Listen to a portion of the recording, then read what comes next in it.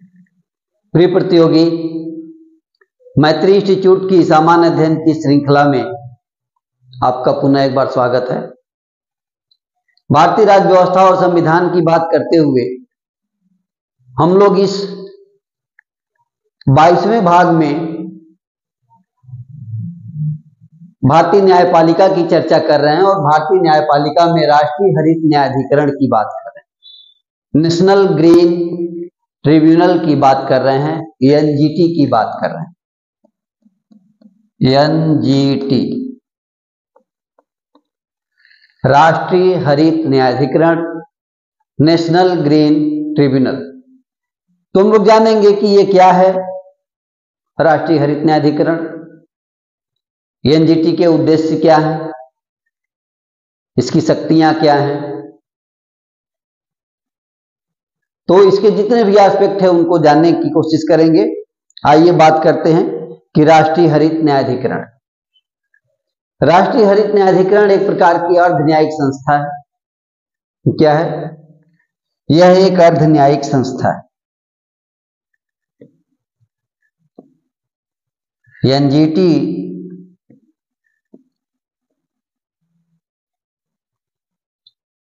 राष्ट्रीय हरित न्यायाधिकरण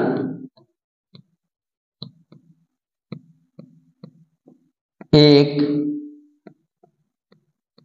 अर्ध न्यायिक निकाय है।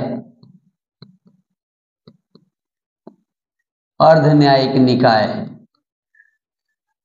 तो ये चीज देखा कि यह एक अर्ध न्यायिक संस्था है। इसका उद्देश्य क्या है ये हम लोग देखते हैं। इसका उद्देश्य क्या है, अगले बिंदु में इसके उद्देश्य पर बात करते हैं कि राष्ट्रीय न्यायाधिकरण का उद्देश्य, नेशनल ग्रीन ट्रिब्यूनल का उद्देश्य क्या है। तो उद्देश्य को देखते हैं कि पर्यावरण से संबंधित किसी भी कानूनी अधिकार के, बात करते हैं पर्यावरण से संबंधित किसी भी प्रकार के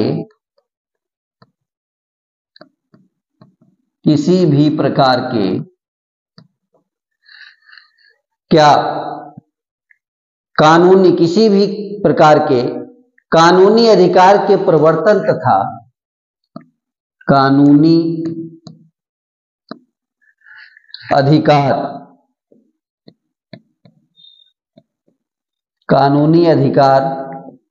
के प्रवर्तन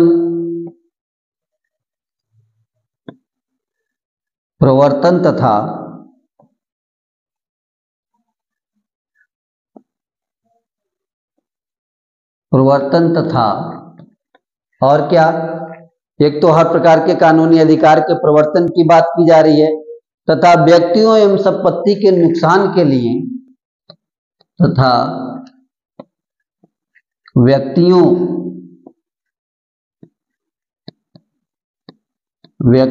एवं संपत्ति के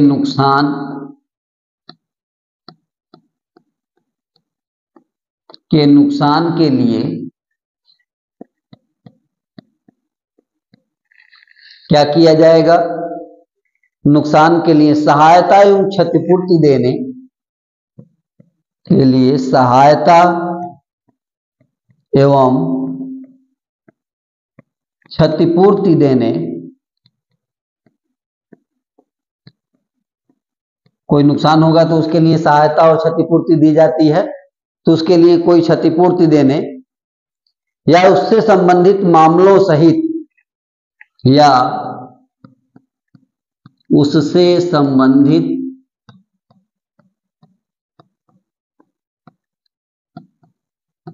मामलों सहित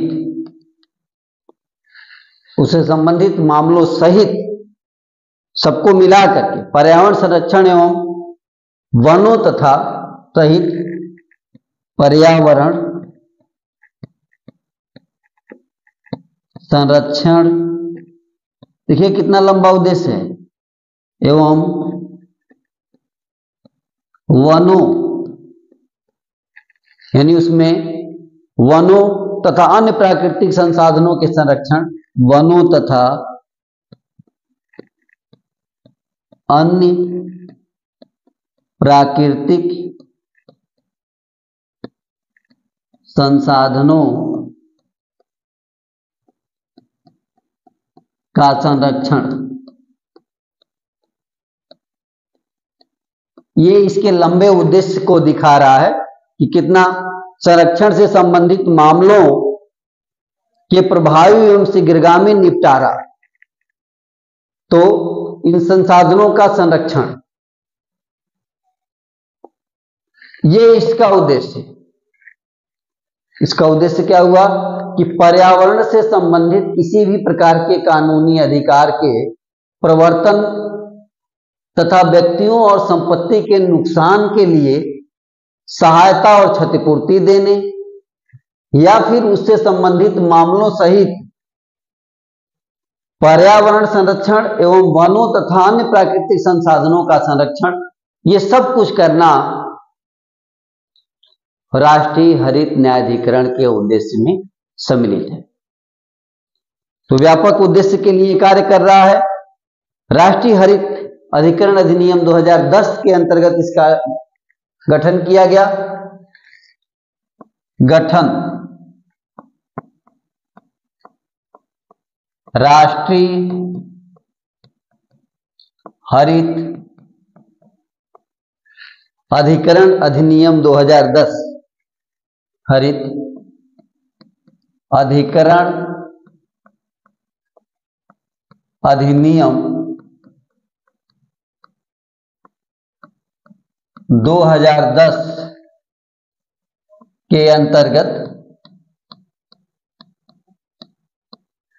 इसकी स्थापना की गई। ठीक है, के अंतर्गत 18 अक्टूबर 2010 को 18 अक्टूबर 2010 को राष्ट्रीय हरित न्यायाधिकरण, राष्ट्रीय हरित न्यायाधिकरण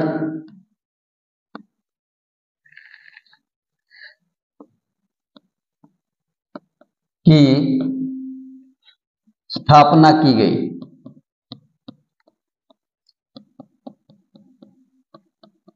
तो इस तरह से आपने देखा कि राष्ट्रीय हरित अधिकरण अधिनियम 2010 के अंतर्गत राष्ट्रीय हरित न्यायाधिकरण एनजीटी नेशनल ग्रीन ट्रिब्यूनल की स्थापना की गई। तो यह हुआ इसकी स्थापना। आगे इसके बारे में है कि यह नैसर्गिक न्याय के सिद्धांत पर कार्य करती है। ग्रीन ट्रिब्यूनल क्या है? यह नैसर्गिक न्याय के सिद्धांत पर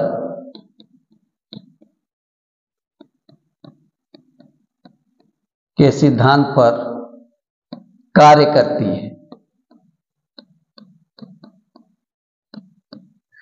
तो ये देखा आपने कि नैसर्गिक न्याय के सिद्धांत के आधार पर कार्य करती है। मुख्यालय नई दिल्ली, मुख्यालय इसका कहां है? नई दिल्ली। क्षेत्रीय शाखाएं, क्षेत्रीय शाखाएं भी इसकी हैं। तो कई क्षेत्रीय शाखाएं हैं। क्षेत्रीय शाखाएं कहां कहां हैं? क्षेत्रीय शाखाएं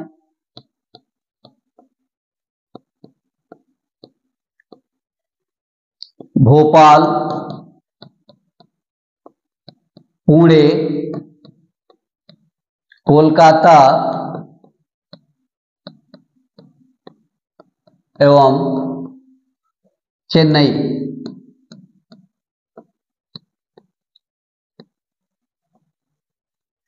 चेन्नई ये इसकी क्षेत्रीय शाखाएं हैं, भोपाल, पुणे, कोलकाता और चेन्नई। ये इसका अध्यक्ष जो होता है वो उच्चतम न्यायालय के अवकाश प्राप्त न्यायाधीश होते हैं। अध्यक्ष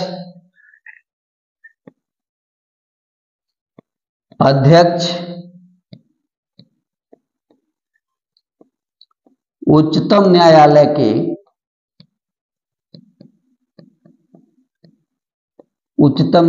के अवकाश प्राप्त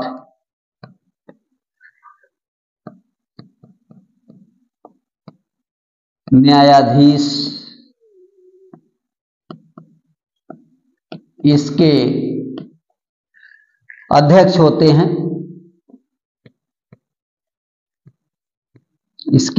होते हैं। वर्तमान अध्यक्ष का नाम देख लें। वर्तमान अध्यक्ष जो है वो न्यायमूर्ति प्रकाश श्रीवास्तव। वर्तमान अध्यक्ष कौन?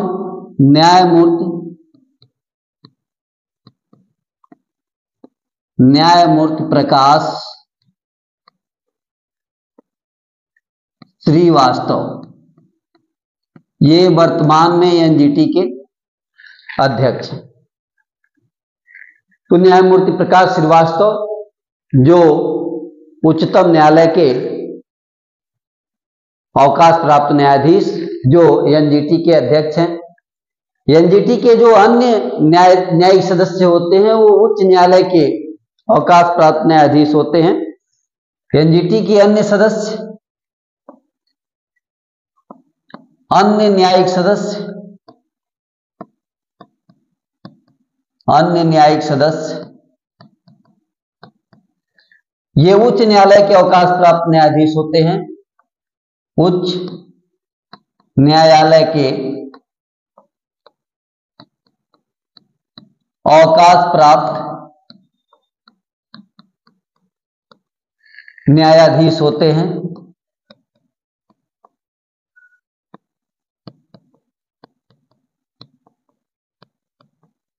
वर्तमान में कुल सदस्य संख्या 20 है। वर्तमान में कुल सदस्य संख्या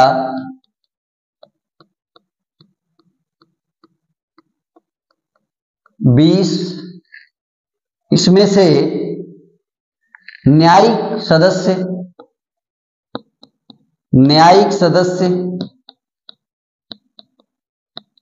ये 10 और पर्यावरणीय विशेषज्ञ ये भी होंगे। पर्यावरणीय विशेषज्ञ 10। पर्यावरणीय विशेषज्ञ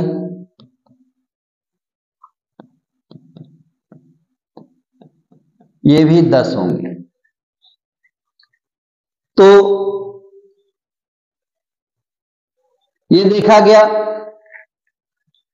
कि इसका गठन किस प्रकार से किया गया है।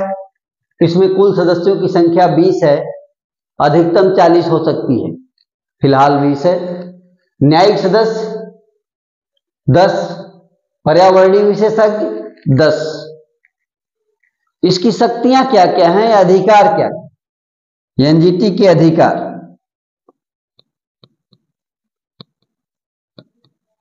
एनजीटी के अधिकार पर बात करें तो इसके अधिकार हैं पर्यावरण संबंधी मामलों को स्वतः संज्ञान में लेना, पर्यावरण संबंधी मामलों का स्वतः संज्ञान लेना, यानी हाई कोर्ट और सुप्रीम कोर्ट की तरह सुओ मोटो स्वतः संज्ञान लेने का, सेल्फ कॉग्निजेंस का अधिकार एनजीटी को है पर्यावरण के मामले में। इसके अलावा पर्यावरणीय क्षति पहुंचाने या इसके अलावा पर्यावरणीय क्षति पहुंचाने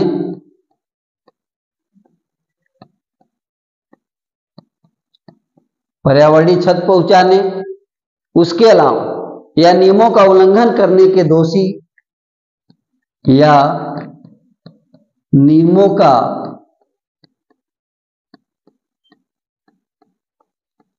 उल्लंघन करने के दोषी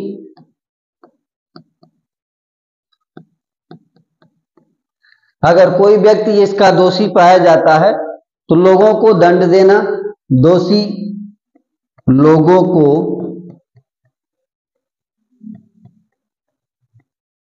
दंड देना,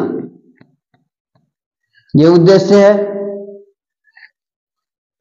व्यक्तिगत लोगों को 10 करोड़ तक करके और कंपनी को 25 करोड़ तक का अर्थदंड लगा सकती है एनजीटी। यानी व्यक्तिगत रूप से 10 करोड़, व्यक्तिगत रूप से 10 करोड़, व्यक्तिगत रूप से 10 करोड़ की सजा दे सकती है। कंपनी आदि पर 25 करोड़ रुपए, कंपनी आदि पर 25 करोड़ तक अर्थदंड ये लगाया जा सकता है। सश्रम कारावास की सजा, इसके अलावा अर्थदंड तो दे सकते हैं, इसके अलावा क्या है, सश्रम कारावास, सश्रम कारावास की सजा यह भी संभव है कि एनजीटी पर्यावरणीय नियमों के उल्लंघन को लेकर के सश्रम कारावास की सजा भी दे सकती है। व्यक्तिगत तौर पर 10 करोड़ रुपए की क्षतिपूर्ति और कंपनी पर 25 करोड़ रुपए तक की क्षतिपूर्ति का अर्थदंड लगा सकती है एनजीटी। तो आइए एनजीटी को दोबारा से हम लोग देखें और बात करें। हमें बात करना है राष्ट्रीय हरित न्यायाधिकरण, नेशनल ग्रीन ट्रिब्यूनल, एनजीटी को लेकर के। इसके बारे में बात कर रहे हैं कि यह एक अर्धन्यायिक संस्थान, क्या है, अर्धन्यायिक संस्थान है, अर्धन्यायिक निकाय है। इसका उद्देश्य क्या है एनजीटी का, नेशनल ग्रीन ट्रिब्यूनल का उद्देश्य आपने देखा कि अगर पर्यावरण से संबंधित किसी भी प्रकार के कानूनी अधिकार की बात करें तो उसके प्रवर्तन की बात करता है, व्यक्तियों और संपत्ति के नुकसान के लिए सहायता और क्षतिपूर्ति देने की बात करता है, संबंधित सभी मामलों को और उसके साथ साथ पर्यावरण संरक्षण और वनों, अन्य प्राकृतिक संसाधनों सबके संरक्षण की बात करता है और उसके लिए प्रयास करता है एनजीटी। तो ओवरऑल आप देखें कि पर्यावरण को लेकर के जितने भी इशू हो सकते हैं वो सभी इशू को हल करना ही एनजीटी का काम है। थोड़े शब्दों में आप चाहें तो उद्देश्य इसका बता सकते हैं। आगे बढ़ते हैं तो इसके बारे में, इसके गठन पर चर्चा करें। इसका गठन कैसे हुआ? इसका गठन राष्ट्रीय हरित अधिकरण अधिनियम 2010, राष्ट्रीय हरित अधिकरण अधिनियम 2010, इसी के अंतर्गत 18 अक्टूबर 2010 को राष्ट्रीय हरित न्यायाधिकरण एनजीटी का गठन हुआ। इसकी स्थापना की गई, नेशनल ग्रीन ट्रिब्यूनल की स्थापना की गई। नेशनल ग्रीन ट्रिब्यूनल यह नैसर्गिक न्याय के सिद्धांत पर कार्य करती है। यह महत्वपूर्ण बात जाना कि यह एक नैसर्गिक न्याय, प्राकृतिक न्याय के सिद्धांत पर काम करती है। मुख्यालय इसका कहां है? नई दिल्ली में है। क्षेत्रीय शाखाएं भी हैं 4, भोपाल है, पुणे है, कोलकाता और चेन्नई, ये इसकी क्षेत्रीय शाखाएं हैं। इसके अध्यक्ष की बात कर लें हम लोग, इसका अध्यक्ष जो है वो उच्चतम न्यायालय के अवकाश प्राप्त न्यायाधीश होते हैं। कौन होते हैं? उच्चतम न्यायालय के अवकाश प्राप्त न्यायाधीश। और वर्तमान अध्यक्ष की बात करें तो न्यायमूर्ति प्रकाश श्रीवास्तव, न्यायमूर्ति प्रकाश श्रीवास्तव ये इसके वर्तमान अध्यक्ष हैं एनजीटी के। एनजीटी के बारे में अन्य तथ्य कि अन्य न्यायिक सदस्य जो होते हैं वो उच्च न्यायालय के अवकाश प्राप्त न्यायाधीश होते हैं। अध्यक्ष सर्वोच्च न्यायालय के अवकाश प्राप्त न्यायाधीश, अन्य न्यायिक सदस्य उच्च न्यायालय के अवकाश प्राप्त न्यायाधीश। वर्तमान में कुल सदस्य संख्या है 20, जिसमें से 10 न्यायिक सदस्य हैं और 10 पर्यावरण के विशेषज्ञ होते हैं। 10 सदस्य न्यायिक सदस्य और 10 सदस्य पर्यावरण क्षेत्र के विशेषज्ञ होते हैं। इसके अधिकार क्या क्या हैं? तो पर्यावरण संबंधी का मामलों का स्वतः संज्ञान ले सकती है। एनजीटी पर्यावरण से जुड़े विषयों का स्वतः संज्ञान ले सकती है। इसके अलावा पर्यावरणीय क्षति पहुंचाने या नियमों का उल्लंघन करने के दोषी लोगों को दंड देना है, इसका काम है। दंड भी कैसे? व्यक्तिगत रूप से 10 करोड़, व्यक्तिगत रूप से 10 करोड़ का अर्थदंड लगा सकती है, और कंपनी की बात है तो 25 करोड़ का अर्थदंड लगा सकती है। कंपनी पर 25 करोड़ तक का अर्थदंड, व्यक्तिगत तौर पर 10 करोड़ का अर्थदंड, और जरूरत पड़ने पर सश्रम कारावास की भी सजा दे सकती है। तो इस प्रकार एनजीटी पर्यावरण के क्षेत्र में पर्यावरण को बचाने के लिए एक महत्वपूर्ण अभिकरण है जो कार्य कर रही है। आशा है आपको एनजीटी के बारे में अच्छी जानकारी मिली होगी।